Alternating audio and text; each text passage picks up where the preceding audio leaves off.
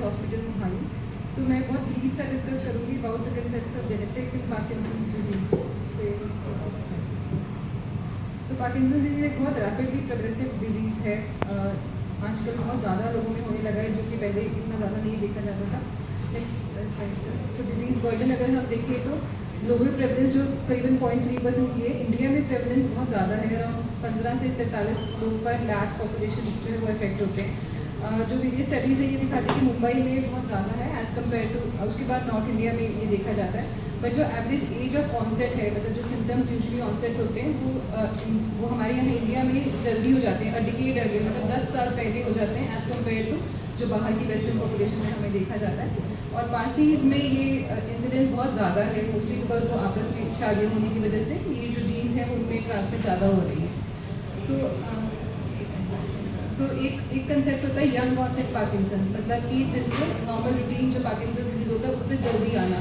तो young onset हम तब कहते हैं जब उनके सिम्टम्स 45 साल से कम में स्टार्ट हो जाते हैं। ये जो यंग ऑनसेट पार्किंसंस होते हैं वो ज़्यादातर मोस्टली जेनेटिक कॉजेज से इन्फ्लुएंस्ड होते हैं। तो ये जीन्स क्या हैं और ये हम डिटेक्ट कर सकते हैं या नहीं, तो इसका जवाब ये है कि ये जीन्स जो है हमें बहुत सिंपल से ब्लड टेस्ट से जान सकते हैं कि ये जीन किस में है, किस तरह के पार्किंसंस में ये जीन्स है, और ये आगे हमारी फैमिली में आगे ट्रांसमिट होने वाले हैं या नहीं, या हमारे भाई बहनों को या हमारे बच्चों को आगे ये जीन्स जाने वाले हैं या नहीं। पर ये क्या हर पार्किंसंस को हमें टेस्ट करना चाहिए? तो नहीं, ये आपकी फिजिशियन, ये जो डॉक्टर्स हैं ये डिसाइड करते हैं देख के कि किसका बहुत यंग ऑनसेट हुआ है, किसकी बहुत स्ट्रॉन्ग फैमिली हिस्ट्री है, और किसी के कोई एटिपिकल सिम्टम्स जो कि हमें रूटीनली पार्किंसंस में नहीं दिखते। अगर उस तरह के सिम्टम्स अगर दिख रहे हैं तो हम उन लोगों में टेस्ट करते हैं। ये टेस्टिंग का फ़ायदा क्या है कि हमें क्यों ये टेस्ट करने ज़रूरी है?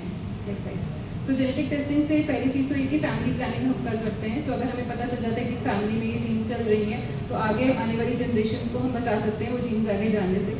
ट्रीटमेंट डिसाइड करने में भी ये बहुत हेल्प करती है। सो कुछ तरह की म्यूटेशंस होती हैं, जैसे पार्क2 जीन है, उसमें हमें बहुत कम डोज पे ये एल्डोपा जो सिंडोपा ये ड्रग है वो देनी पड़ती है, क्योंकि अगर हम नॉर्मल रूटीन डोजेज अगर हम उनमें देंगे तो उनमें बहुत तरह के साइड इफेक्ट्स आने लगते हैं। तो इसलिए हमें पता होना चाहिए कि इस जीन की वजह से इसमें पार्किंसंस हुआ है, तो दैट हम ड्रग डोज जो है वो डिसाइड कर सकें।